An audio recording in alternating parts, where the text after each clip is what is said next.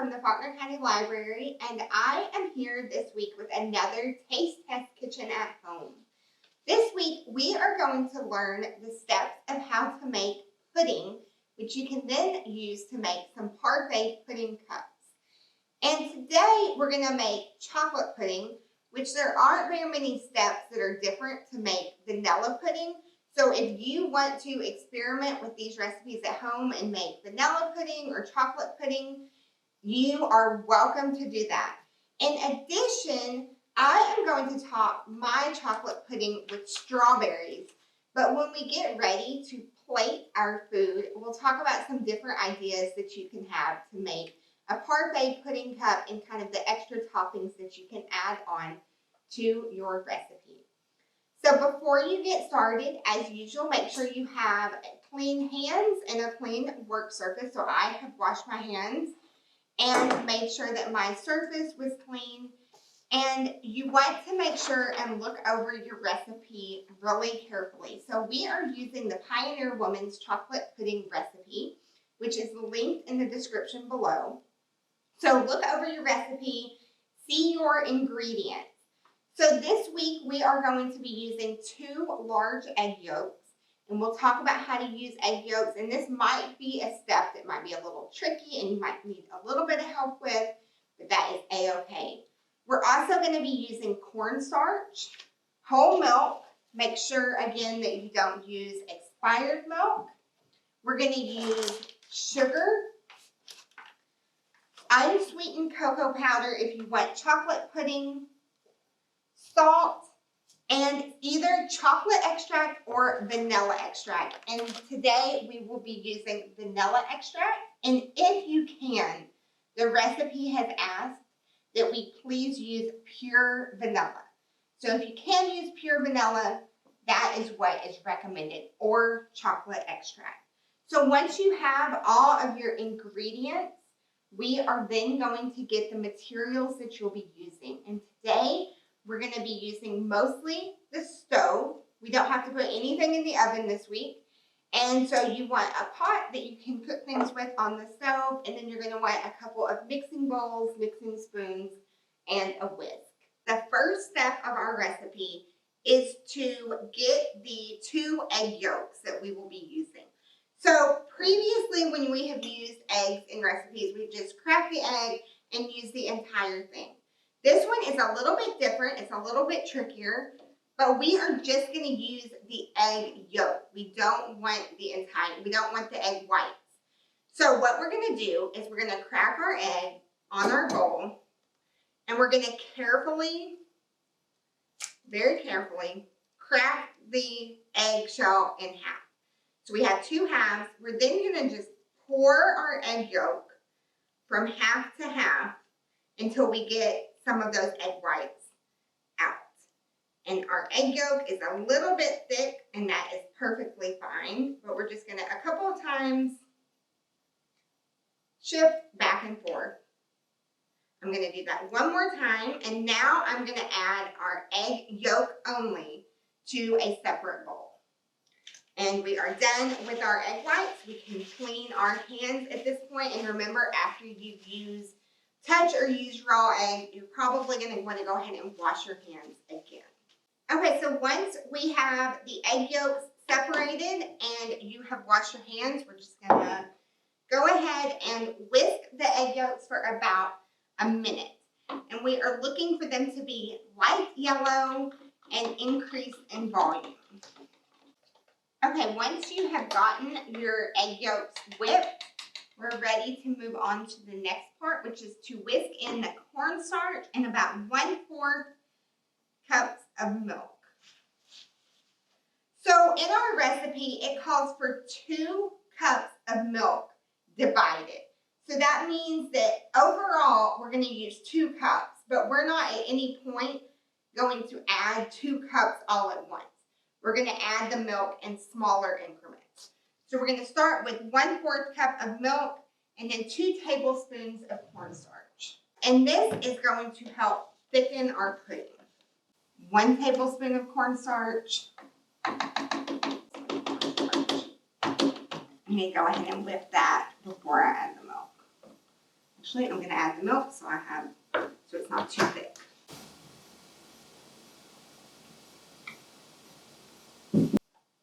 So we are whisking all of this together. And our recipe says once smooth and incorporated, set aside.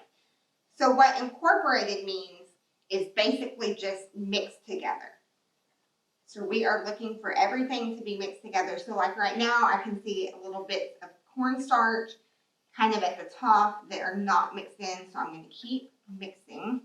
So this is what smooth and incorporated looks like. So we are done with this part and we're just going to set it over to the side. We are going to add the sugar, salt, remaining milk, and cocoa into a bowl. And if you do not want chocolate pudding, if you want vanilla pudding, here is where you would you would not add the chocolate. If you don't want chocolate pudding, you can make vanilla pudding this exact same way, but don't add the chocolate. So we have set aside our egg mixture for now, and we are ready to start adding everything that we're going to heat on the stove at first.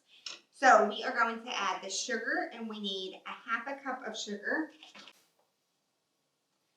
We need the cocoa, and we are going to use 1/4 of a cup of cocoa powder. And if you did not want chocolate pudding, if you just want vanilla pudding, you're just going to skip this part and you're going to make vanilla pudding the exact same way we're making the chocolate pudding, just without the chocolate. So we have 1/4 cup of cocoa powder. We're going to add a little bit of salt, 1/4 teaspoon. So sometimes I like to eyeball the salt, but today I'm going to measure 1/4 of a teaspoon.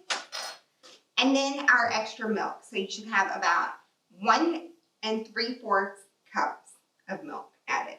We are going to cook this now on medium-high heat. And we are going to cook it on the heat until just before it starts boiling. So when you put liquid on the stove, it will start boiling and it'll start kind of rumbling. But we don't want this to get to that point because we don't want to burn it. But we want it to get just before that point. So we're going to be looking for little bubbles in our mixture. Okay, so I am seeing bubbles on the sides. And I don't want it to get too much warmer. So I'm going to go ahead and take it off of the heat. And to take something off of the heat just means to remove it from the burner that is on. And so what our recipe tells us to do now is to continue whisking it continuously. So don't stop whisking. And to also add the hot cocoa mixture into our egg mixture very slowly. Because what we want to do is we want to get the egg mixture hot, but we don't want it to be cooked or scrambled. So we're going to need to do this very slowly, and I am going to very carefully add my egg mixture into a larger bowl just so I make sure I have enough room. So I've added my egg mixture into a bowl that's a little bit bigger so I make sure I have room for all of my hot cocoa mixture. And I am just going to very slowly and carefully just dribble the chocolate in with the eggs. And then once that is mixed, I'm going to turn around again and I'm going to add all of this back to the saucepan. So what we just did with the eggs, we tempered the eggs. That means we didn't want to scramble them. We are going to put them, so we moved the hot chocolate and the egg mixture now back into our saucepan. And we are going to now put the heat back on medium-high. And this time we do want the full boil. So we're going to cook it until it really starts bubbling and boiling. And while we're doing that, we also want to make sure that we are whisking it continuously. So we want to always be stirring. And it does take a little bit of time for things to boil because you're getting it pretty hot. So if while you're doing the tempering process and you're pouring things back and forth, if it doesn't look quite as mixed as you think, oh, that doesn't look like what pudding should look like, there is still time for it to all mix together and cook down. And we're going to continue thickening it as we continue cooking. So once we have brought our mixture to a boil, we are going to reduce the heat to a simmer. So we want it to be a low medium, a medium. And we are going to continue whisking until our pudding is thickened. So once you have made it to the boil, we are going to lower the temperature and simmer the pudding while we continue whisking. And remember, when you whisk, you want to do kind of a brisk stir. If you have an actual whisk, you can use that, or you can just use some kind of spoon. So once your pudding has made it to a thicker consistency, we are going to take it off of the heat completely again.